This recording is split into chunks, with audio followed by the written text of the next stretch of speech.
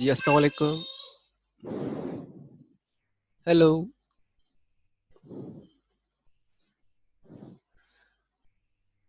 आज इंशाल्लाह हम डिस्कस करेंगे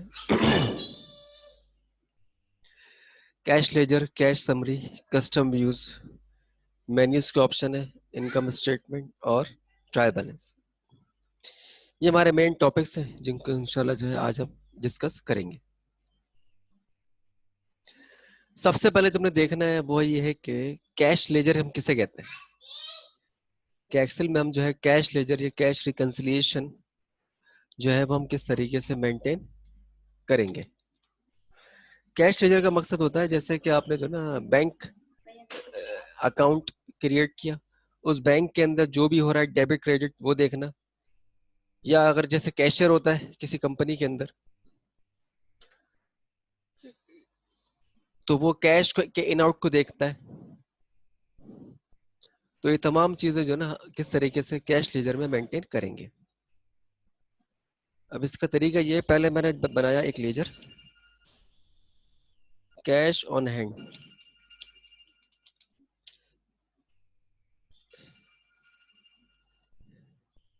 कैश ऑन हैंड।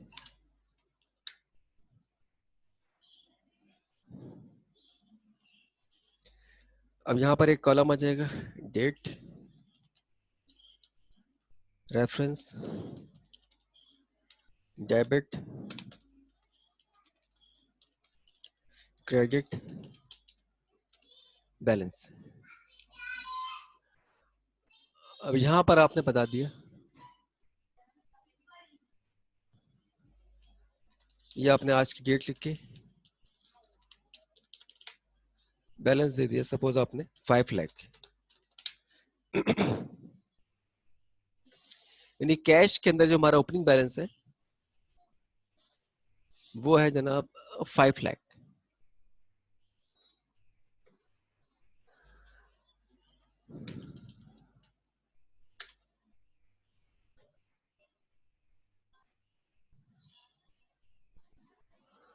अब आपने यहाँ पर दिखाया ये जो डेबिट है, डेबिट यहाँ पर काम किसका करेगा, रिसिप्ट का।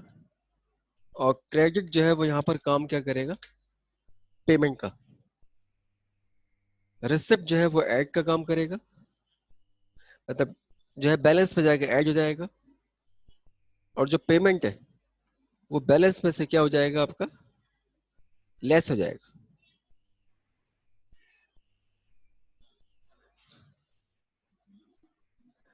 अच्छा, अब जो है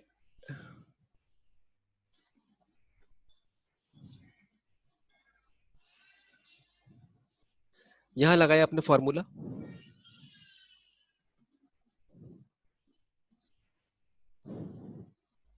इक्वल टू का साइन, प्रीवियस बैलेंस आपने कॉल करा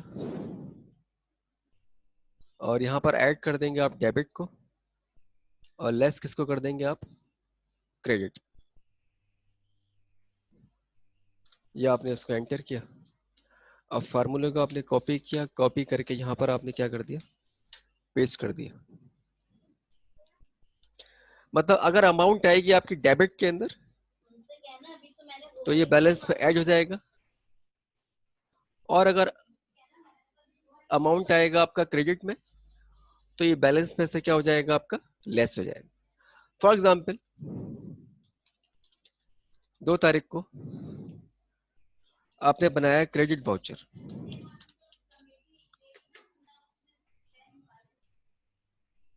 फॉर एग्जाम्पल आपने जो है क्रेडिट वाउचर मतलब आपने किसी से अमाउंट रिसीव किया, किसी क्लाइंट से, किसी कस्टमर से, तो अब वो जो है किस कॉलम में जाएगा, आपका डेबिट में जाएगा।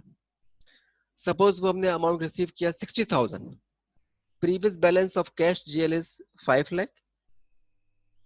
नाउ आपने 60,000 जो है वो आपने रिसीव किया किसी क्लाइंट से, तो वो आपने मेंशन करना है डेबिट के अंदर। जब डेबिट में मेंशन करेंगे तो वो जो हमारा बैलेंस है वो हमारा बढ़ जाएगा,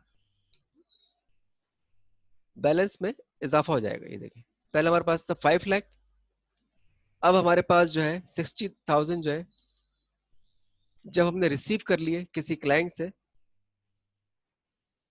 60,000 रिसीव कर लिए किसी क्लाइंट से, तो वो बैलेंस में जाके ऐड हो गया।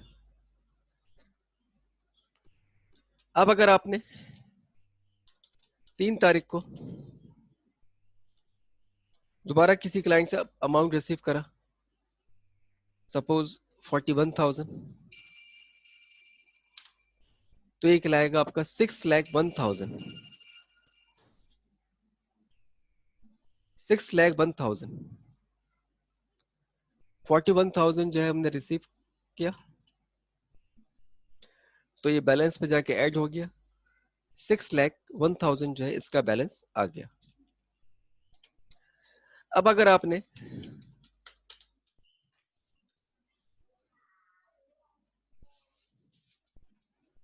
किसी को पेमेंट करी,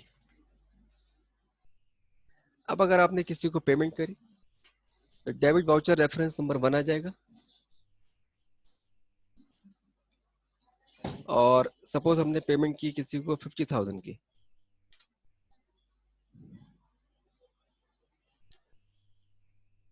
तो फिर ये हमारे पास बैलेंस रहेगा 5,51,000।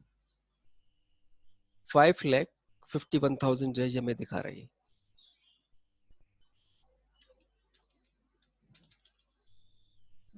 इसके बाद जो है 5 तारीख को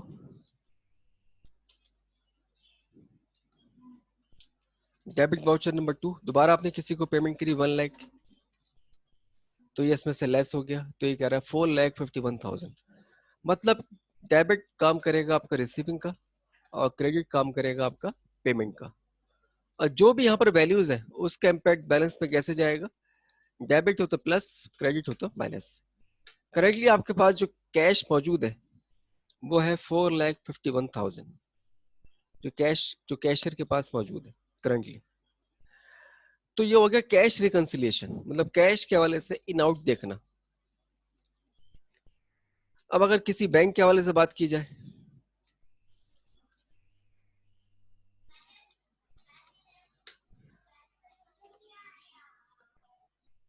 अगर बैंक के हवाले से बात की जाए,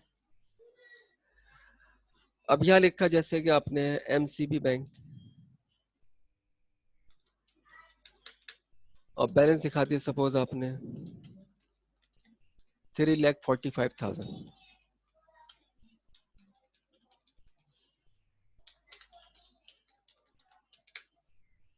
अब आपने क्या काम करा, सपोज हमने जो है किसी क्लाइंट से पैसे रिसीव करे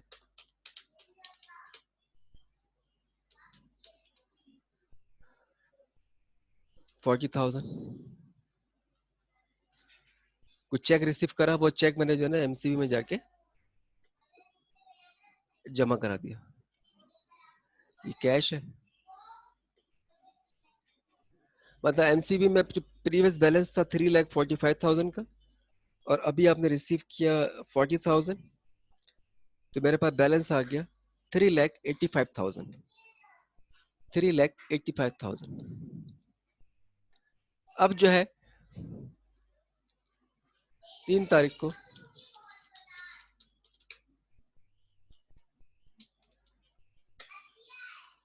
दोबारा आपने किसी से कैश रिसीव करा 61,000, तो बैलेंस हो गया आपका 4,45,000। 4,46,000 ये बैलेंस दिखा रहे हैं। अब अगर आपने किसी को चेक काट के दिया, किसी को सैलरी का चेक दी काट के दिया, या अगर आपने किसी को ऑफिस रेंट का चेक काट के दिया सपोज 4 तारीख को, तो डेबिट वाउचर बनेगा, और ये फिर आप अमाउंट लिखेंगे पेमेंट के अंदर। जैसे 1,25,000 का आपने चेक काट के दे दिया रेंट के अगेंस्ट,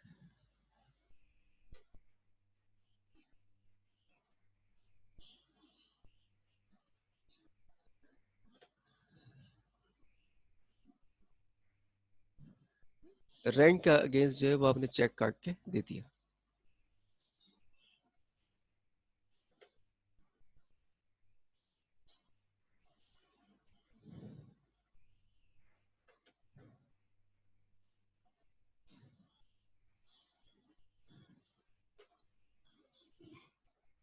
अच्छा, अभी हमारे पास जो बैलेंस रह गया वो रह गया 3,21,000। ये मैं दिखा रहा बैलेंस। और शीट 2 में जाके आपने लिखा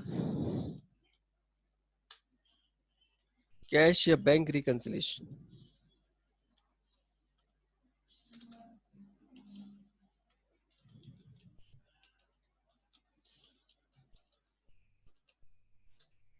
अब इसमें अगर दूसरा बैंक आप है तो वो भी यहाँ दिखा देंगे, तीसरा बैंक है तो वो भी यहाँ दिखा देंगे नीचे। मतलब हर एक का जो है लेजर वो अलग आपने मेंटेन करना है। हर एक का लेजर आपने अलग अलग मेंटेन करना है। अब आपने इसको सेव कर दिया।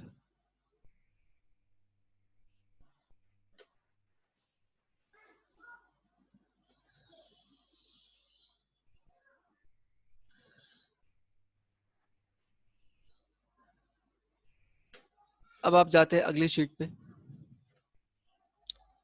ये लिखा आपने कोड, यहाँ पर आ जाएगा नाम,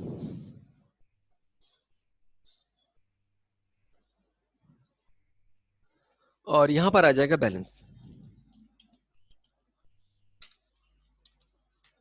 ये आपने सेलेक्ट किया।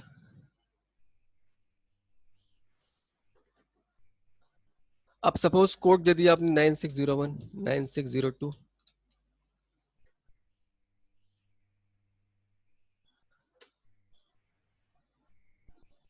अब यहाँ पर आ जाएगा क्या, नहीं,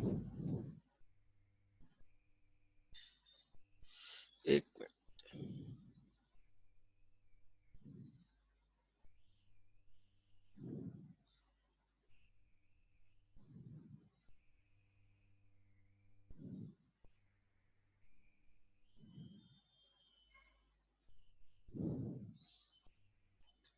अब यहाँ लिखा आपने इसको कैश ऑन हैंड,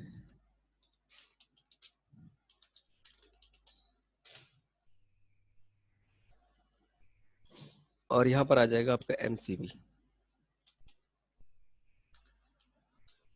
अब क्या करना है, मतलब यहाँ पर हर एक का तो आ जाएगा डिटेल इन्फॉर्मेशन इस जगह पे, और यहाँ पर उसकी आपने एक समरी क्रिएट करनी है, रिकंसिलिएशन समरी। अब आप यहाँ पर क्या काम करेंगे कि इक्वल टू का साइन लगाएं, और फिर आप गए कैश पर, यहाँ आपने क्लिक कर दिया। आखिरी जो बैलेंस आ रहा है ना कैश का, वो आपने सेलेक्ट करके एंटर कर दिया। इसी तरह एमसीबी है, ये सेलेक्ट किया आपने इसको,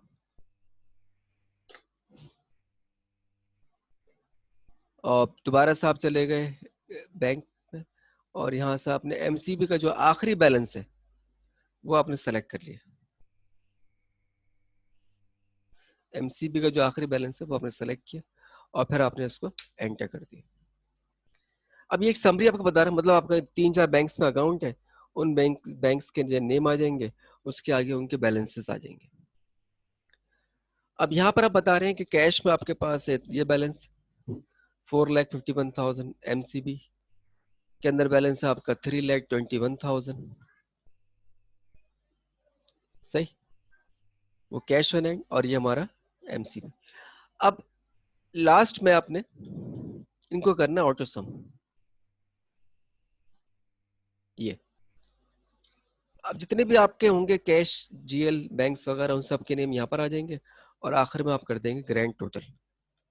अब आप इसको जो है आपने ग्रैंड टोटल कर दिया, तो ये बता रहा है आपके पास टोटल जो इन हैंड कैश है वो है आपके पास 7,72,000। एक,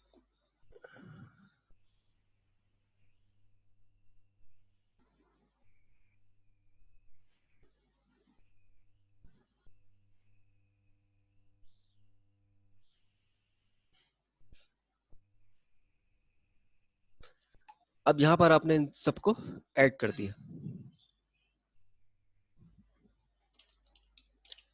ये आ गई इसकी समरी।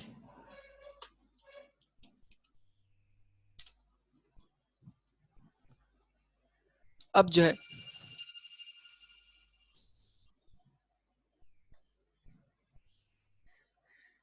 आप आ गए नेक्स्ट शीट पे।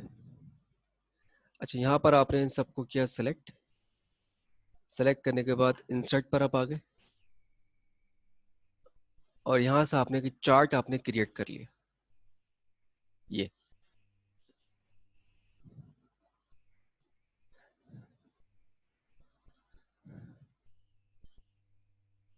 ये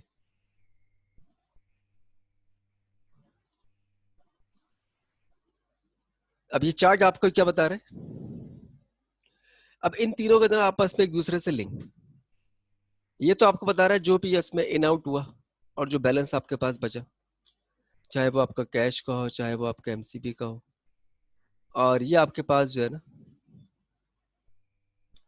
दिखा रहा है क्या, कैश में ये बैलेंस पड़ा हुआ है, एमसीबी में ये बैलेंस पड़ा हुआ है, टोटल आपके पास ये आ गया। अब इसी को अगर आपने चार्ट में कन्वर्ट करना है, चार्ट में अगर आपने कन्वर्ट करना है तो ये है कि आपने इन सबको सेलेक्ट करके इंसर्ट के अंदर आप आ गए और यहाँ पर आपने कोई भी एक चार्ट अप्लाई कर दिया। अभी चार्ट की फॉर्म में ये आपको दिखा रही है। तो इस तरीके से इनके बनेंगे लेजर, इस तरीके से इसकी समरी बनेगी और इस तरीके से इसका चार्ट मुकम्मल हो जाएगा। तो ये बताएं, क्लियर है? कैश रिकंसिलिएशन, समरी और उसको फिर हमने चार्ट में जो कन्वर्ट किया। क्लियर है?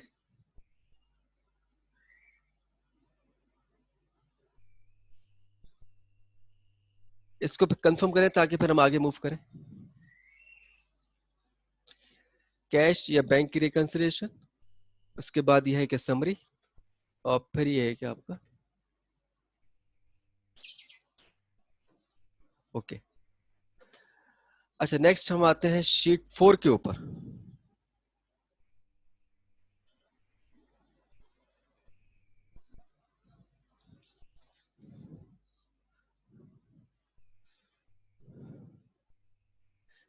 एक अब इसमें आ जाए शीट 1 पे।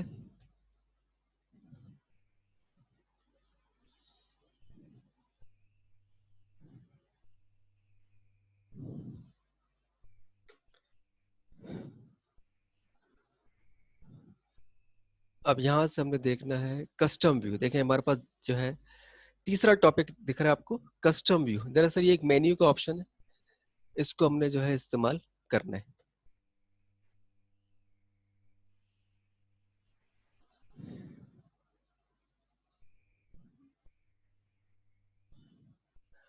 अब ये है कि सबसे पहले आप आ गए रिव्यू पे, व्यू, और यहां से फिर आप आ गए कस्टम व्यू।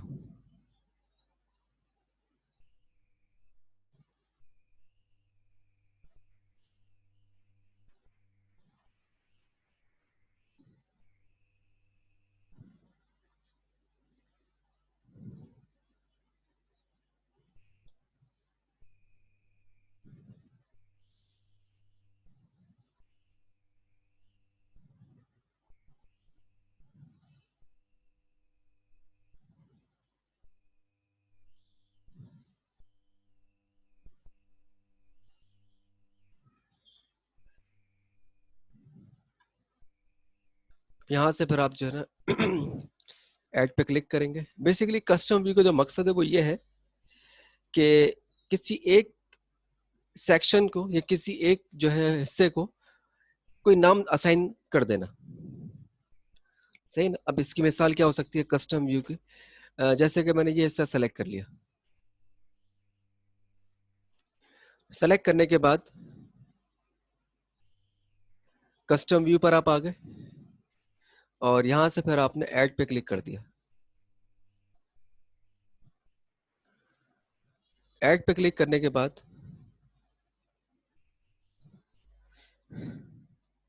यहां पर इसको नाम दे दिया आपने कैश ऑन हैंड।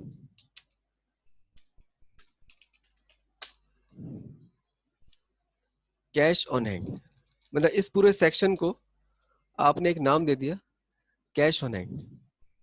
अब यहां से इसको आपने कर दिया ओके।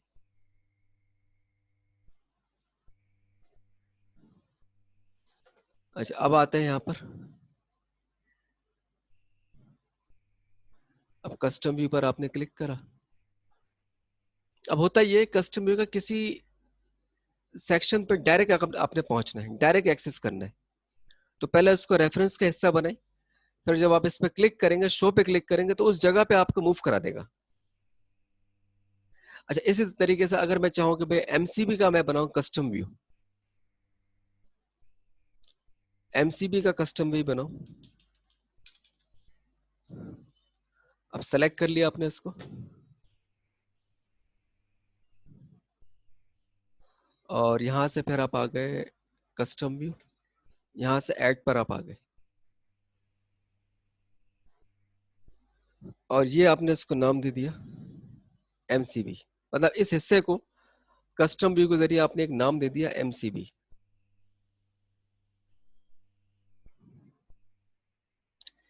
अब आपने इसको ओके कर दिया।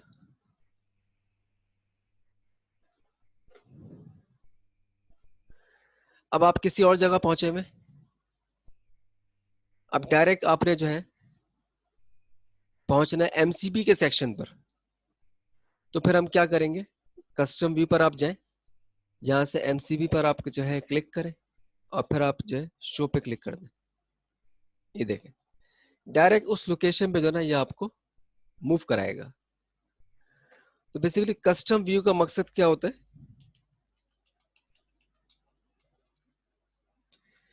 कि किसी डायरेक्ट लोकेशन पे पहुंचना। ये नहीं कि शीट 1 पे गए, शीट 2 पे गए, शीट 3 पे गए, नहीं, डायरेक्ट उस लोकेशन पे पहुंचना।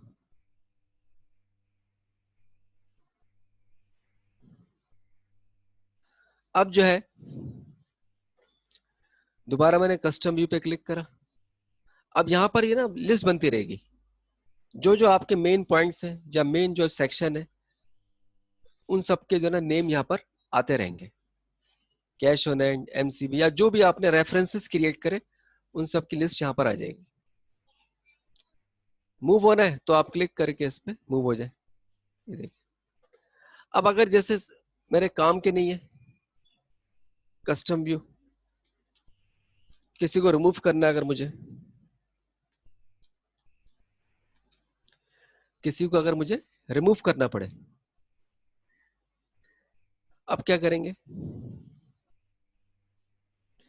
कस्टम व्यू पर आप गए, यहां से एमसीबी पर आपने क्लिक करा, और यहां से डिलीट पर आपने क्लिक करके इसको यस कर दिया। तो इसका मकसद वो जो आपने व्यू क्रिएट किया था ना कस्टम व्यू के अंदर, जो जो आपने एमसीबी का व्यू क्रिएट किया था, वो अब खत्म हो गया। अब आप किसी तौर पे भी उस मेन लोकेशन के ऊपर नहीं जा सकते, क्योंकि उसका व्यू या उसका लिंक जो है वो आपने खत्म कर दिया। ऐड करना है तो ऐड करने के लिए आपको यहाँ पर आना पड़ेगा, शो करना है तो आप क्लिक करके आप शो करेंगे तो आपको उस जगह पे मूव करा देगा। ये काम किसका है, कस्टम व्यू का। तो ये आपको ऑप्शन मिलेगा कहाँ से, व्यूज के अंदर, कस्टम व्यू। अच्छा, बाकी जो है हमारे पास ये एक cell to cell link, sheet to sheet link, file to file link, ये क्या होता है। Cell to cell link, sheet to sheet link, file to file link. देखिए, सेल टू सेल लिंक तो यही होता है कि भाई आपने जो है ना यहाँ लिखा 100, 100 लिखा। अब आपने क्या काम करा,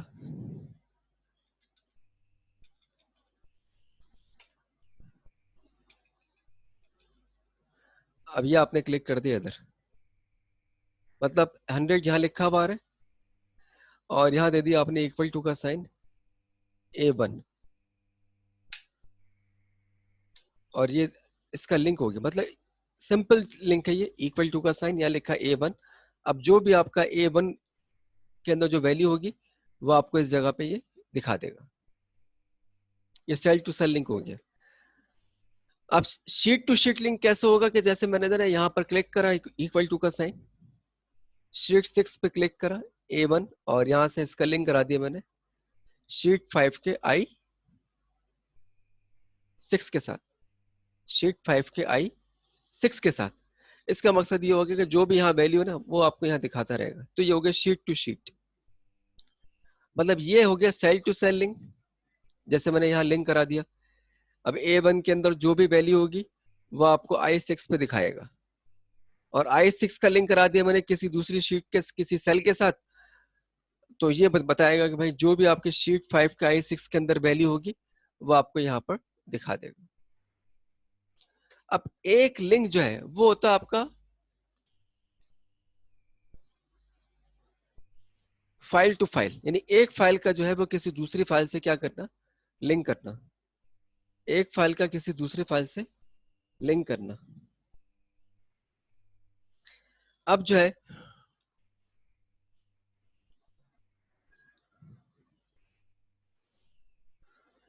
क्या काम करना है कि एक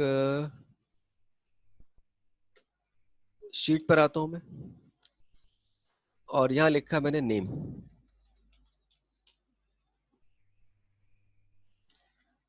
अच्छा, यहां लिखा इसको मैंने फादर नेम, ये लिखा हुआ। अब यहाँ पर जो ना एक छोटा सा मैंने एग्जांपल ली, ये यहाँ नेम आएगा, यहाँ फादर नेम आ जाएगा, सही। अच्छा, अब मैंने जो है एक नई फाइल, एक और फाइल मैंने क्रिएट की ना, न्यू, ये। अब इसको सेव कर दिया मैंने, ब्राउज पे गया और यहाँ मैंने दे दिया इसको बुक 2।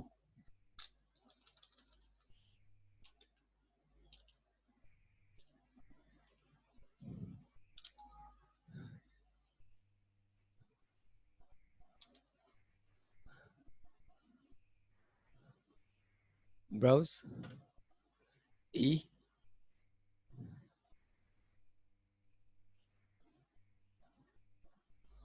बुक 2 और यहां से इसको कर दिया मैंने सेव, ये। अब यहाँ लिखा मैंने your name is, your father name is.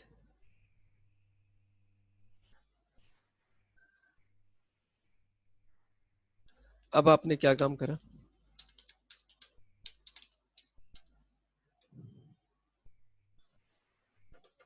कि यहां पर आपने इक्वल टू का साइन, अब आप आ गए बुक 1 पे। ये देखें, ये एक अलग फाइल है, ये है बुक 2 की फाइल है, ये सही, ये है बुक 2 की फाइल। अब मैं चाहता हूं कि यहां पर जो वैल्यू है वो बुक 1 के फला शीट से फला सेल से पिक करे, इक्वल टू का साइन। अब मैं इसको लेके जाऊंगा बुक 1 पे और मैं यहां क्लिक कर दूंगा इधर,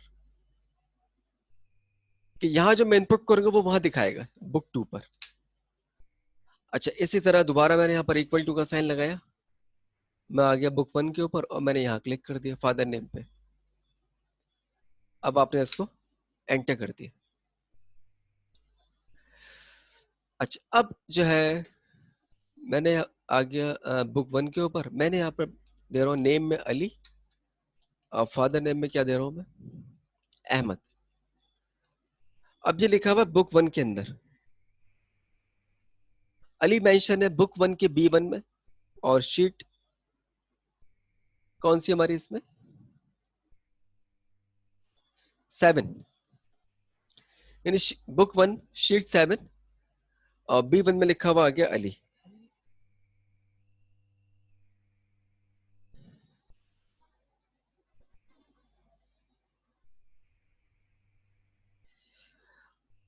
इसी तरह फादर नेम में क्या लिखा हुआ आ गया, अहमद लिखा हुआ आ गया, यानी बुक 1 शीट 7 और अहमद। अच्छा, इसके बाद जो है अब अगर मैं जाता हूँ बुक 2 के ऊपर, देखें लिखा हुआ आ गया आपका अली और ये लिखा हुआ आ गया अहमद। मतलब इन दोनों का जो है ना आपस में एक लिंक क्रिएट हो गया दो फाइल्स का, एक फाइल अलग है और दूसरी फाइल जो है वो अलग है। तो लिंक कैसे बन गया कि उनका एक रेफरेंस लिंक जो है ना वो यहाँ डिफाइन कर दिया, जैसे यहाँ डिफाइन किया हुआ है रेफरेंस लिंक, कि सबसे पहले बुक 1 पे जाओ, सबसे पहले कहाँ जाओ, बुक 1 पे जाओ। बुक 1 पे जाने के बाद जो है शीट 7 पे जाओ, उसके बाद जाओ B1 के ऊपर। इसी तरह रेफरेंस लिंक आपने यहाँ भी दे दिया कि बुक 1 पे जाओ, वहां से शीट 7 पे जाओ और वहां से B2 पे जाओ, वो आपने यहाँ पर डिफाइन कर दी। तो अब इसका फायदा ये होगा कि जो भी यहाँ पर वैल्यू होगी बुक 1 में, अब जैसे मैंने यहाँ पर दे दी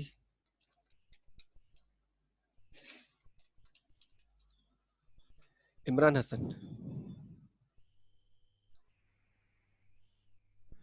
तो ये हमारे पास जो है दिखा रहा है वैल्यू इमरान हसन।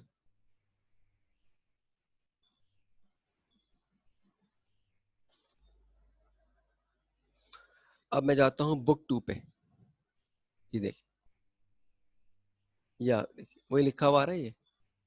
तो तीन किस्म के तो ना लिंक होते हैं बेसिकली। एक होता है सेल टू सेल लिंक, मतलब एक ही शीट पे एक सेल से किसी दूसरे सेल का लिंक करना। दूसरा हमारे पास क्या होता है कि एक शीट का किसी दूसरे शीट से जो है लिंक करना।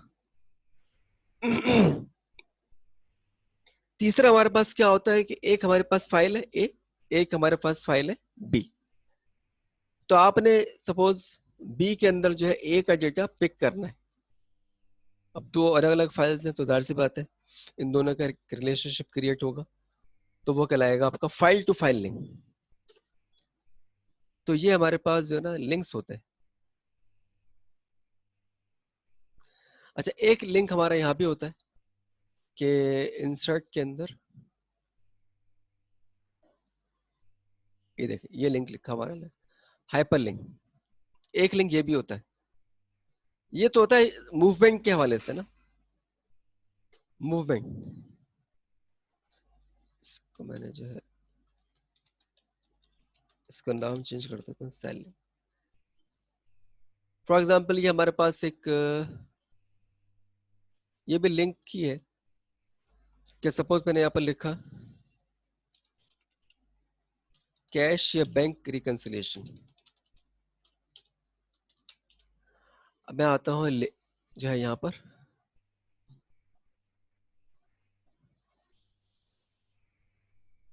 अब यहाँ पर आप बता दें कि आपको अगर किसी फाइल के साथ लिंक करना है या किसी भी फाइल के साथ लिंक करना है तो वो आप लिंक कर सकते हैं।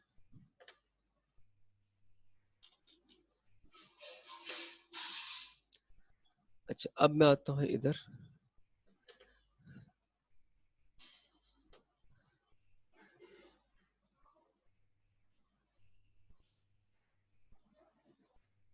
ये देखें प्लेस इन दिस डॉक्यूमेंट पर आप क्लिक कर दें और यहां से कैश बैंक रिकंसिलिएशन। मतलब अगर मुझे शीट फाइल के एक फाइल के अंदर ही एक शीट से किसी दूसरी शीट पे जाना है तो मुझे हाइपरलिंक का जो है इस्तेमाल करना पड़ेगा। इंसर्ट हाइपरलिंक ये लिखा है, लिंक इंसर्ट हाइपरलिंक। उसके बाद फिर आप आ जाए प्लेस इन दिस डॉक्यूमेंट और यहाँ से कैश बैंक रिकंसिलिएशन पे क्लिक करके इसको यहाँ से ओके कर देंगे। अब इसका फायदा ये होगा जब आप यहाँ क्लिक करेंगे तो आपको उस कंसर्न शीट पे ये आपको मूव करा देगा। ये देख, इस पर डेटा शेयर नहीं हो रहा, इस पर सिर्फ आपकी मूवमेंट हो रही है एक शीट से किसी दूसरी शीट के ऊपर, एक शीट से किसी दूसरी शीट के ऊपर। अब जो है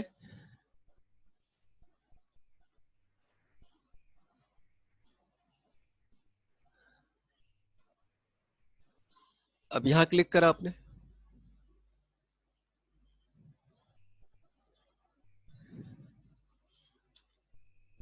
अब जैसे कि मुझे जो है समरी का लिंक देना है, दोबारा आप क्लिक करें, लिंक पर आप आ जाए, ये समरी का देना, शीट पे जो नाम लिखा होता है वो लिखा हुआ है, इस वजह से ये नाम अहम होता है। अब यहाँ क्लिक करके ओके करें तो अभी आपको समरी में मूव करा देगा। अब यहाँ पर एक लिखे हैं बैक का option, back to main menu,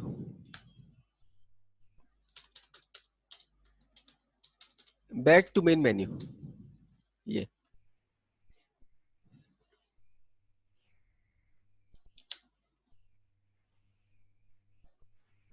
अच्छा, अब इसका लिंक मैं कर दूंगा किससे, अब जैसे ये मैंने एक मेन मेन्यू क्रिएट कर लिया,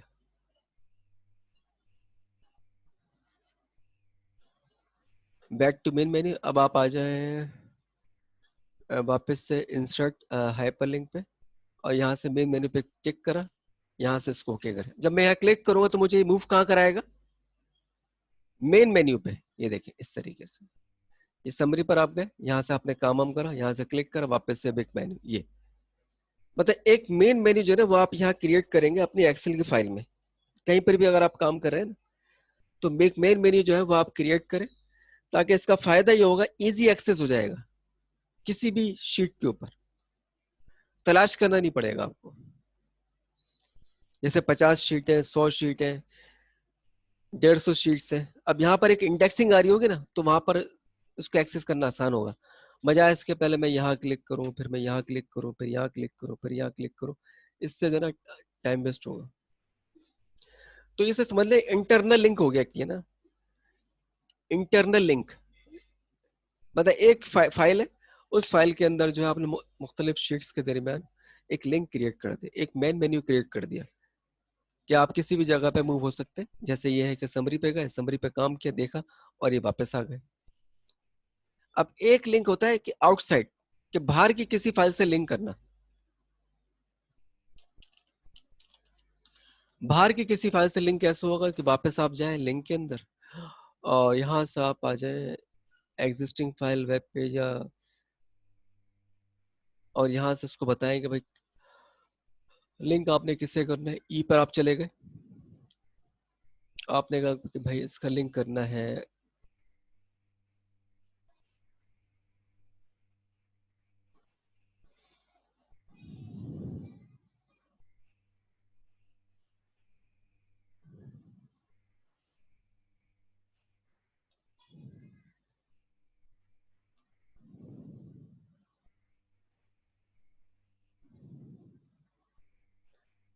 इससे, मुझे लिंक करना है। सपोज ये एक फाइल है, या डे बुक की एक फाइल है, सपोज इससे मुझे लिंक करना है, और ये फाइल कहाँ पर है? मेन ई ड्राइव पर है। ई ड्राइव पे ये फाइल है डे बुक की। मैं चाहता हूँ कि जब मैं यहाँ क्लिक करूँ तो बाहर की इस वाली फाइल को ओपन करके दिखा दे। अब इसको ओके करेंगे। ये जब आप माउस इसके ऊपर लेकर जाएंगे, ओवर माउस ओवर जैसी होगा, तो बताएगा, जब आप इस पर क्लिक करेंगे तो ई के अंदर मौजूद एक फाइल है डे बुक डॉट एक्सएलएस, तो उसको जो है ना वो ओपन कर देगा। अब आप क्लिक करेंगे, ये तो जैसे आप क्लिक करेंगे तो वो उसको ओपन करके दिखा देगा। ये ये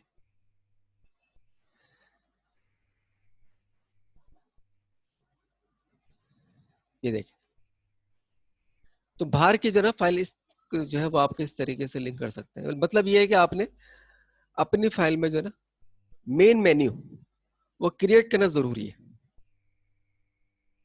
एक दफा की जो है ना ये आपकी मेहनत है कि जो है जब मेन मेन्यू आपका क्रिएट हो जाए, जब आप किसी दूसरे की जैसे ही वो क्लिक करेगा उस जगह पे ये इसको मूव करा देगा। तो ये होते हैं लिंक। मतलब एक लिंक हो गया आपका डेटा का लिंक होता है, और एक आपका मूवमेंट का लिंक होता है। डेटा का लिंक मतलब ये डेटा यहाँ दिखा दे फला शीट में, ये डेटा फला फाइल की शीट में दिखा दे। ये या ये होता है कि आपने जब जब यहाँ क्लिक करा तो फला जगह आपको मूव करा देगा उसी फाइल में, या अगर आपको किसी और जगह मूव होना है तो वहां पर आपको मूव करा देगा। अच्छा, थोड़ी देर में जो है ना बैकअप शुरू हो जाएगा। लेस देन 1 मिनट का जो है टाइम हो ये दिखा रहा है स्क्रीन पे ना, देखते हैं।